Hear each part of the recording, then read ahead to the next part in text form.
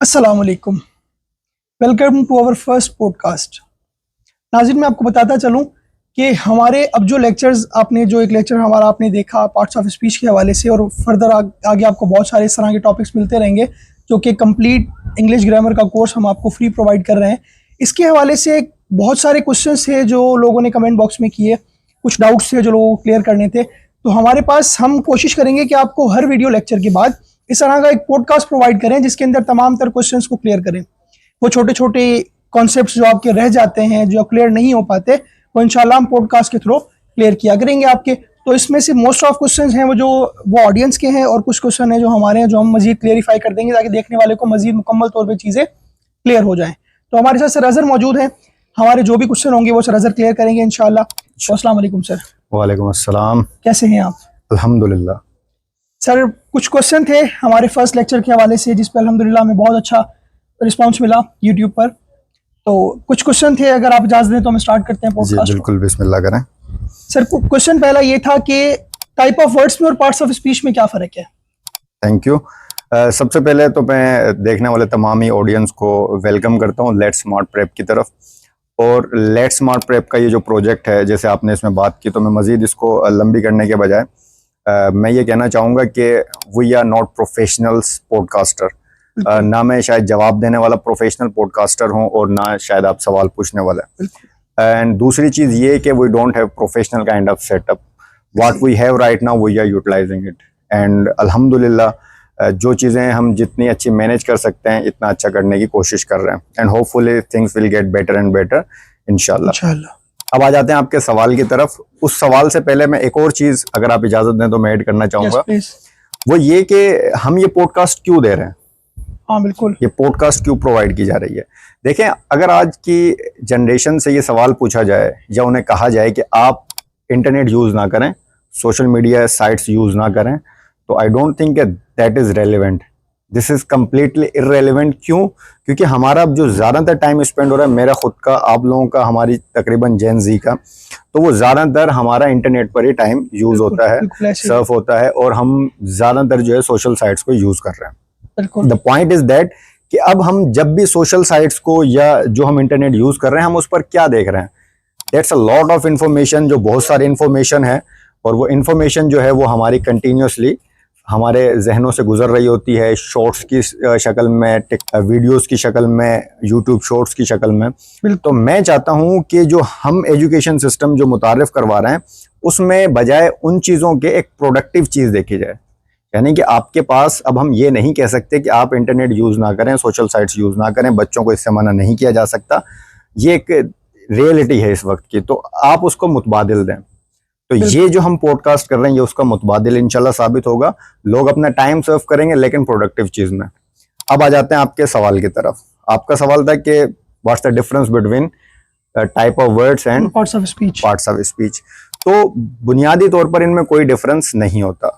हम इंग्लिश में, जैसे हम स्कूल लेवल पे जब हम पढ़ते हैं तो हम पार्ट्स ऑफ स्पीच के नाम से इन्हें जानते हैं, और शायद एक और कन्फ्यूजन भी हो सकती है बच्चों को कि पार्ट्स ऑफ स्पीच तो उन्होंने स्कूल में 8 पढ़े हैं, बिल्कुल, लेकिन जब हम टाइप ऑफ वर्ड्स की क्लास हमने की तो उसमें 9 टाइप ऑफ वर्ड्स किए हैं। तो क्या फ़र्क है? बुनियादी तौर पर कोई फ़र्क नहीं है। पार्ट्स ऑफ स्पीच कहें या टाइप ऑफ वर्ड्स कहें, इट्स द सेम थिंग।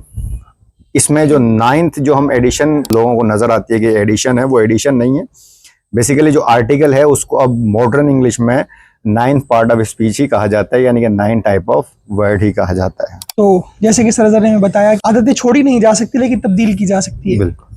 तो सर सेकंड क्वेश्चन है हमारा इस हवाले से आपसे कि नाउन जो है वो मतलब मेन एक पार्ट ऑफ स्पीच है, हमारा बेसिक है और मेन है। इसको हम कितना शॉर्टली मतलब समझा सकते हैं, मतलब कुछ ऐसी एग्जांपल या कोई ऐसी बात जो क्लिक करे सुनने वाले को और उसको नाउन जो है ना वो समझ में आ जाए बगैर एग्जांपल्स के? बहुत सिंपल, इट शोज नेम। अगर आपसे कोई पूछता है what is noun, the complete definition is it shows name. ये नेम शो करता है। किसी भी चीज़ का नेम हो, चाहे वो फिजिकल हो, चाहे वो अनफिजिकल हो, चाहे वो चीज़ आप देख सकें, चाहे वो चीज़ आप ना देख सकें, यानी कि anything which you can name, हर वो चीज़ जिसको आप नाम दे सकें, चाहे वो आपके एहसासात हों, जज्बात हों, क्वालिटीज़ हों, इवन कि अगर आपके कोई काम है तो वो काम के भी अगर नाम है तो वो नेम हमेशा नाउन ही कहलाएंगे। यानी कि वही जो मैंने स्टार्ट में किया, इट शोज नेम। हर चीज के नेम को शो करने वाला जो वर्ड है वो नाउन कहलाएगा इंग्लिश में। तो यकीनन आपको बहुत छोटे से सर ने एक छोटे बिल्कुल मुख्तसर अंदाज में आपको नाउन की डेफिनेशन समझाई और यकीन है मुझे आपको समझ में भी आई होगी। प्रोनाउन की तरफ सर हम चलते हैं। प्रोनाउन में कुछ एग्जाम्पल, जैसे कि कुछ एग्जाम्पल जो है प्रोनाउन की, हम उन्हीं के जरिए ही प्रोनाउन को समझते हैं, यानी जो प्रोनाउन की एग्जाम्पल है ही, शी, इट, दे, इनके थ्रू ही हम प्रोनाउन को समझ पाते हैं। प्रोनाउन को अगर हम, जैसे आपने भी नाउन को क्लेरिफाई किया बहुत ही सिंपल वर्ड्स के अंदर, प्रोनाउन को हम किस तरह क्लेरिफाई कर सकते हैं बिल्कुल मुख्तसर अंदाज में? अगर आप इजाजत दें तो मैं इसमें कुछ फनी चीज ऐड करना चाहूंगा इस जवाब देने से पहले। प्लीज। देखें, हर चीज को आप एक उस सीरियस अंदाज में याद करने की कोशिश ना करें। यही हमारी सबसे बड़ी गलती होती है, स्कूल लाइफ में भी हम करते हैं और अभी भी हम कर रहे होते हैं कि चीज़ों को बहुत ज़्यादा स्ट्रिक्टली और बहुत ज़्यादा जो है हम एक मैनेजमेंट के पॉइंट ऑफ व्यू से कि बड़ी सीरियस तरीके से लेके चले। नहीं, कुछ चीज़ों को फनी अंदाज में भी याद कर सकते हैं। कैसे इसको याद रखेंगे, मैं एक मिसाल दे देता हूँ। अगर मुझे खाना खाना है या मैं आपके पास आया हूँ और मुझे आपके पास चाय पीनी है, जैसे हम अक्सर पीते हैं, जी, तो मैं आकर क्या कहूँगा? अजहर को चाय पीनी है। नहीं, क्या कहूँगा मैं? मुझे चाय पीनी है। तो अब यहाँ मैंने अजहर की जगह क्या वर्ड यूज किया? मुझे। तो हम प्रोनाउन को आमतौर पे जब हम डेफिनेशन की बात करते हैं, यूज इंस्टीड ऑफ नाउन, वो अल्फाज जो नाउन की जगह इस्तेमाल हो। अब कई जगह ऐसी होती हैं जहां नाउन लगाना इररेलेवेंट होता है। जैसे मैंने एक एग्जांपल दी कि मैं आके ये तो नहीं कहूंगा, मैं अपनी वालदा को जाकर कहूँ कि अजहर को खाना खाना है, मैं कहूंगा कि मुझे खाना खाना है। That is the answer, that is the point कि आप उसको रिप्लेसिंग तो है, बिल्कुल है, लेकिन आप उसको हमेशा कैसे याद रखेंगे? कुछ जगहों पर ये चीज नहीं भी नाउन इस्तेमाल होता, वहां पर आपको प्रोनाउन ही चाहिए। एक और चीज इसमें मैं इसको कंप्लीट कर दूं टॉपिक को।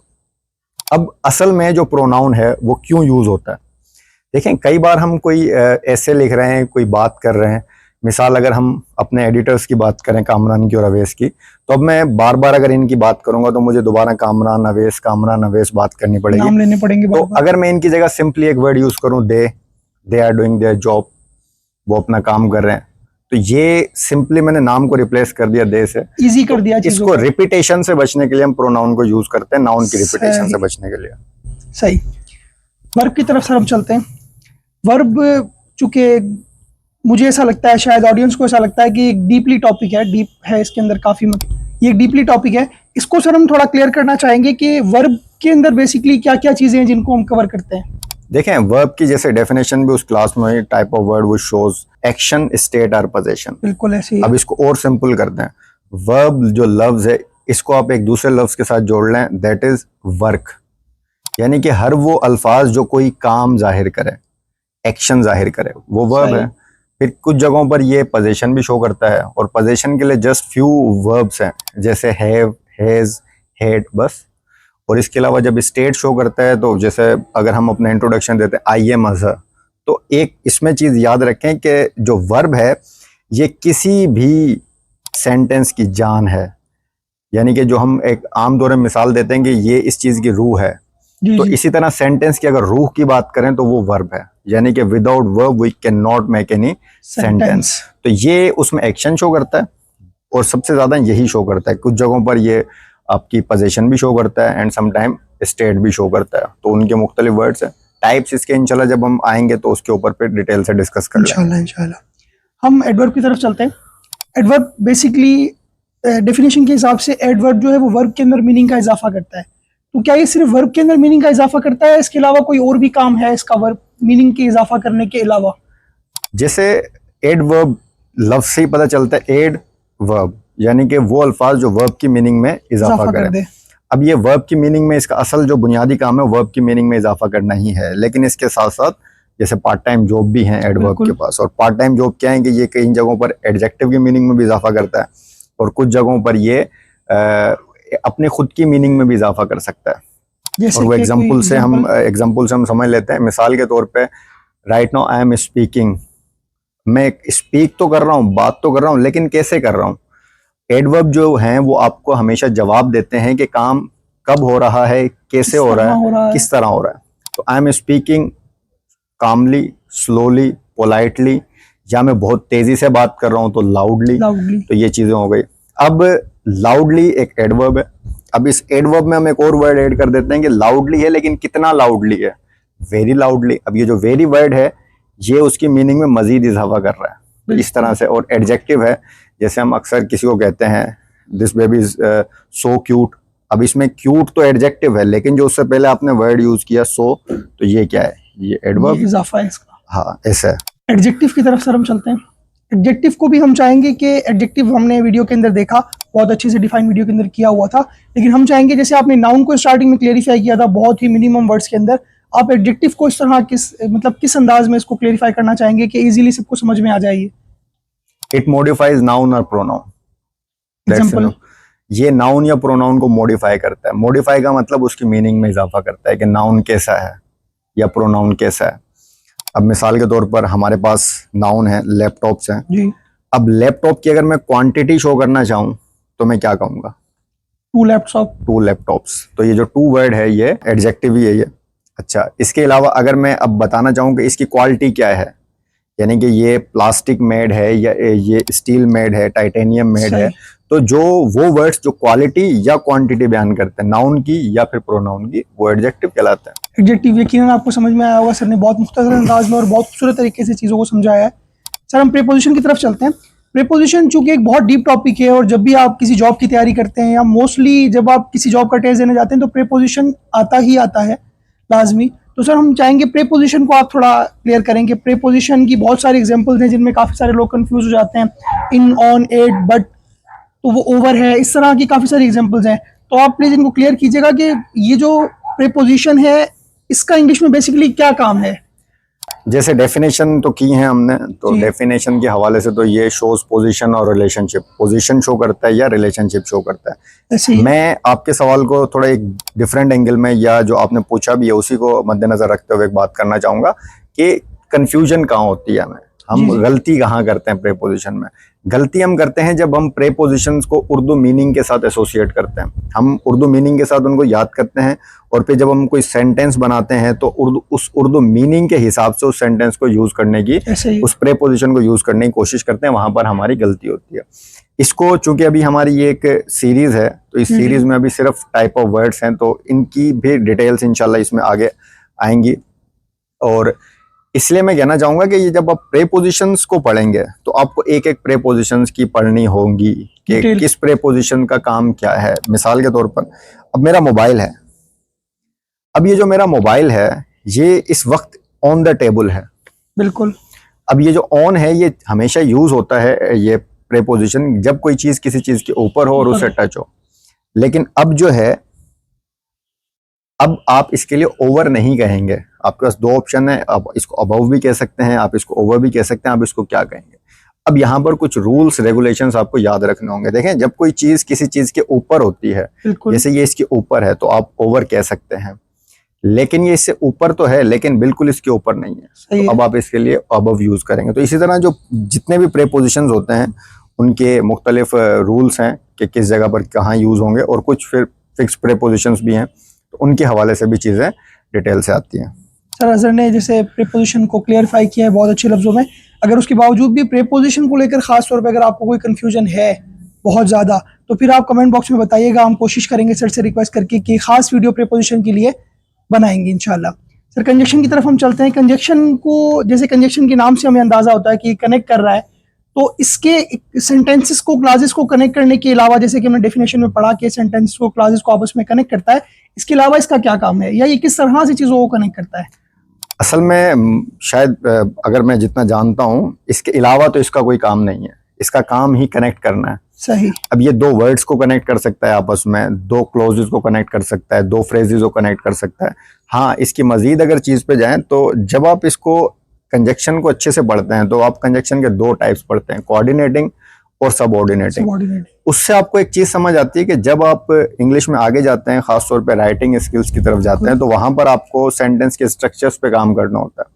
तो जब सेंटेंस स्ट्रक्चर्स पे मिसाल आप काम करेंगे तो वहां पर कॉम्प्लेक्स सेंटेंसेस आएंगे, कंपाउंड सेंटेंसेस आएंगे, कंपाउंड कॉम्प्लेक्स सेंटेंसेस आएंगे, तो वहां पर आपको इनकी बड़ी जरूरत पड़ेगी, क्योंकि जब क्लोजेज हैं, अगर डिपेंडेंट और इंडिपेंडेंट क्लोजेस की बात करें, जब उनको आपस में आप कनेक्ट करेंगे तो फिर आपको कंजक्शन को पर्टिकुलरली इस्तेमाल करना होगा कि किसी जगह पर कोऑर्डिनेटिंग यूज होते हैं, किसी जगह पर सबऑर्डिनेटिंग, लेकिन काम इसका वही है, यानी काम इसका कनेक्ट करना ही है।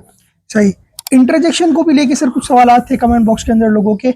इंटरजेक्शन का भी यही था कि हम इसको आसान वर्ड में समझना चाहते हैं, मजीद आसान वर्ड में। मैंने खुद वो वीडियो देखी हुई है, बहुत मतलब क्लियरली चीज़ों को उसमें बड़ा शॉर्टली समझाया गया, लेकिन अगर फिर भी आप थोड़ा इंटरजेक्शन को क्लियर कर देंगे मजीद शॉर्ट वर्ड्स में तो बेहतर हो देखिए, जाएगा। इंटरजेक्शन अचानक से एक मिसाल दूं इसकी, उससे और समझ आएगा कि हमारे घरों में अक्सर जी। जब हमारी कोई खुदा ना खास्ता कोई चीज़ गिर जाती है, कुछ बच्चा कोई गिर गया, तो उसके गिरने पर हमारे जो घर में बड़ी औरतें हैं या बड़े हैं, तो उनके बेसाख्ता उनकी ज़बान से अल्फाज निकलते हैं बिस्मिल्लाह। हाँ बिल्कुल ऐसी है। That is the feeling, emotion, यानी कि जो एकदम उसके अंदर एक जो वर्ड उसकी ज़बान से निकला बेसाख्ता, तो वो जो वर्ड्स हैं, इन वर्ड्स को हम कहते हैं इंटरजेक्शन, जो बेसाख्ता सही। हमारी ज़बान है। अब चूंकि हम इंग्लिश के इंटरजेक्शंस की बात कर रहे हैं, तो इंग्लिश में जो इंटरजेक्शंस हैं वो स्पेसिफाइड हैं कि कोई जो है वो आपकी दुख के इजहार के लिए है, कोई आपके यानी कि खुशी के इजहार के लिए है। तो इस तरह से ये अलग अलग कैटेगराइज्ड है। सही। लास्ट वर्ड की तरफ हम चलते हैं, आर्टिकल। आर्टिकल का सर ऐसे जैसे कि अभी आपने बताया कि अब मॉडर्न इंग्लिश के अंदर इसको 9th part of speech count किया जाता है, तो इसके 3 एग्जांपल्स हैं, ए, एन और द। हम चाह रहे हैं कि आप थोड़ा ये क्लेरिफाई करें कि इन तीनों के यूजेस अलग अलग हैं या फिर एक ही हैं, और अगर अलग अलग है तो ये कहाँ यूज होते हैं, किस तरह यूज होते हैं। अब जब हम आर्टिकल का जो आपने सवाल किया बड़ा अच्छा है, इसको 9th part of speech count किया जाता है मॉडर्न इंग्लिश में। इसमें के 3 एग्जांपल है, ए, एन एंड द। अब ए, एन जो है वो किसी भी आम चीज को जाहिर करने के लिए इस्तेमाल होता है।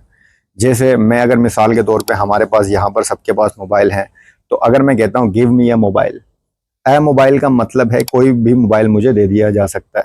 लेकिन अगर मैं कहूँ गिव मी द मोबाइल, इसका मतलब है मैं किसी स्पेसिफिक मोबाइल की बात कर रहा हूँ, और वो सही। स्पेसिफिक मोबाइल क्या होता है जो किसी और को पता हो कि सर कौन सा मोबाइल मांग रहा है। एक और इसके एग्जांपल मैं दे देता हूँ।